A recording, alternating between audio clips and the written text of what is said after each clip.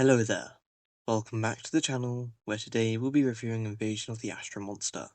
This was the 6th Godzilla movie released, and it's a big step up from the recent movies I've reviewed in certain ways, but does have some flaws that holds this one back.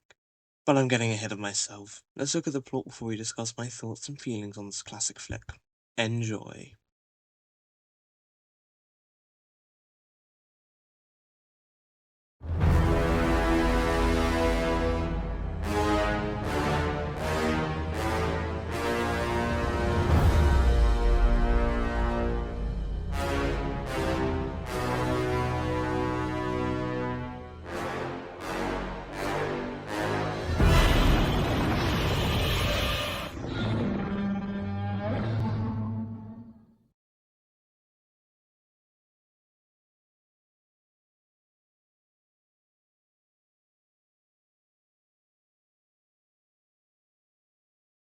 Here are all the characters that you need to know.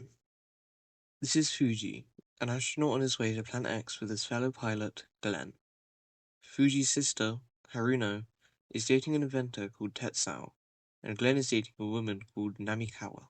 Invasion of the Astro Monster kicks off with Fuji and Glenn arriving to the mysterious planet known as Planet X on a rocket ship known as the P-1.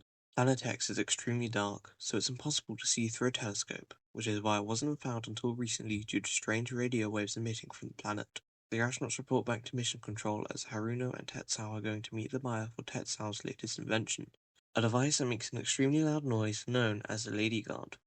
Their buyer agrees to buy the product for 50 million yen in behalf of the World Education Corporation, and Haruno is rightfully suspicious about the price they're offering. You also get one of the best jokes of the franchise so far. It's not amazing, but I will admit it did make me chuckle. ひどいのは君の兄貴さ。僕の発明が金になったら逆立ちして赤んべしてやるとか言ったけど、今すぐにでも逆立ちしてもらいたいよ。グレン、ちょっと変じゃないのか？変かな。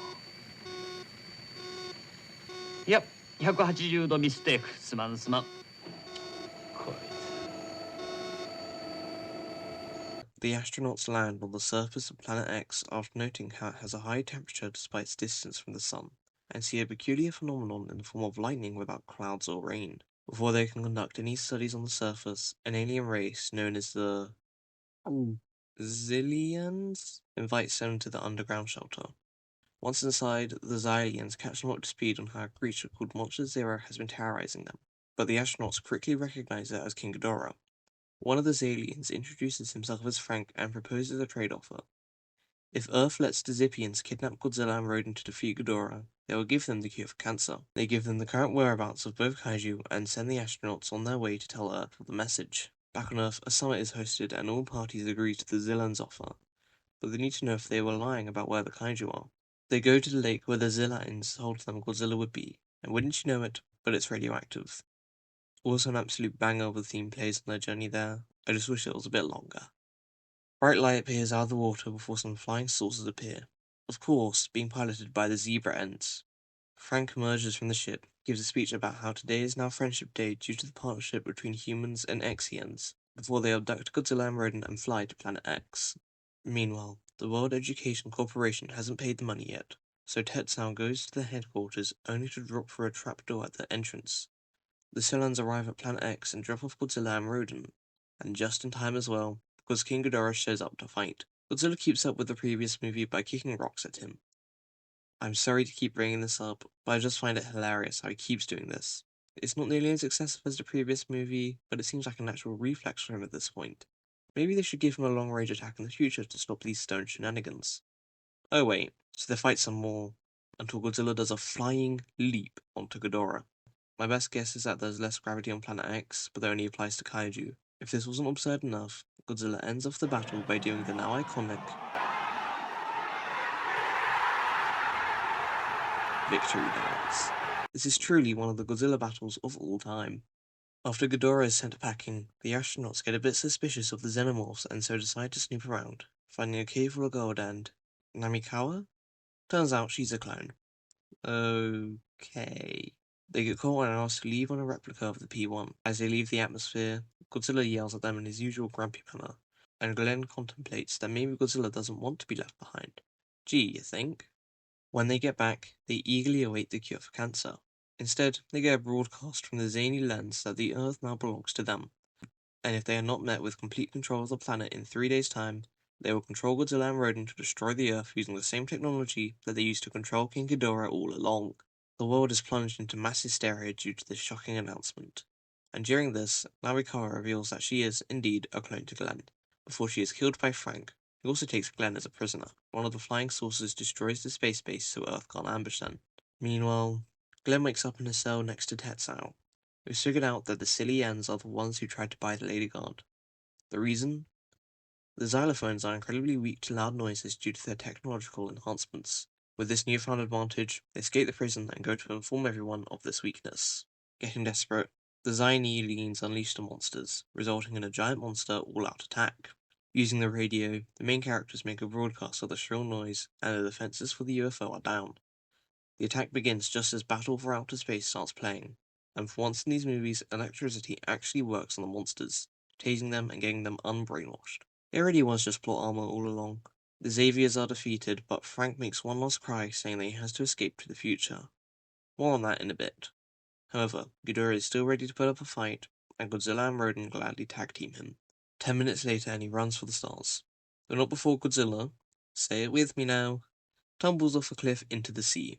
Genuinely, what is up with Godzilla movies ending this way? It's not even reusing footage, as he is in a different situation each time. I was going to rank every time Tokyo Tower is destroyed throughout the franchise, but maybe I should rank every time Godzilla falls into the ocean instead. Oh, that's the end of the movie, by the way. So as for my thoughts on Invasion of the Astro Monster, it's very good, surprisingly. If you only take a look at the Godzilla movies from the 60s, it's easily the best one. For future reference, I'll only be referring to the Showa movies past the 60s in every other Showa movie I review, so I don't have to keep on saying that the original Godzilla and Raid Again are the best. The plot is interesting and the human subplot doesn't feel like, well, a human subplot. While there aren't as many monsters and they don't get as much screen time as Ghidorah the three-headed monster, it feels less of a budget constraint or flaw and more of an artistic decision. I prefer a Godzilla movie with less Godzilla than one with a worse and less interesting plot. It's not like, for example, Godzilla 2014, where the biggest criticism about the film was Godzilla's brief appearances, as we've already had 6 movies with this version of Godzilla and 4 of them with this suit. The human characters are mostly one-dimensional, as is the case with most of these older movies, but they do have distinct personalities and they don't blend into each other. I had a lot of fun with this movie, and I feel like it's going to stand out when I look back at all the Showa movies later down the line, with its direction for a more sci-fi space adventure movie, as opposed to ancient kaiju lost to history. In fact, I could easily see myself rewatching this movie in a couple of years' time. Every other movie has had one flaw that didn't leave me open to revisiting them later on, and that's that, for the most part, they were boring, and sometimes racist. In comparison to Astro Monster, the human subplots are rather meaningless aside from exposition, so I'm glad that they gave up screen time that could have been spent focusing on the monsters to instead flesh out the plot, having all the story beats tied up. Well, almost all of them. Just before the main leader of the Zillions died, he said that he was escaping to the future. Also, footnote, his name isn't actually Frank, it's just at one point in the film he says, "Let me be Frank," so I saw the opportunity to make a dumb joke and I took it. I've only now just realised that the vast majority of you watching will have not seen this movie before, and only a minuscule percentage of the people who have seen it will remember that line. Now that I think of it, that line would be in the Japanese original, and it might just be a little bit clear in other dubs and subs. I could go back and change it. This line about escaping to the future gives me hope that they'll reappear later down the line, preferably in Mechagodzilla's debut, as I know that he's made by aliens. I highly doubt the Xylians will reappear in our next movie, Ibira, Power of the Deep, as that movie is not cosmic in the slightest. One flaw I have with the plot is with the commandment. Basically, the Xylians obey the orders of a powerful AI that calculates the best outcome to their actions, and this AI is known as the commandment. It seems like the big final boss to the residents of Planet X, and I feel it'd make for a good threat. Maybe it's even adapted into Mechagodzilla's programming. I'm trying to express all my thoughts about these movies when I watch them instead of saying, "Oh yeah, I predicted this weeks ago," when I turn out to be inevitably correct as always with no exceptions ever. Another thing this movie does is make the ending to Ghidorah the three-headed monster better.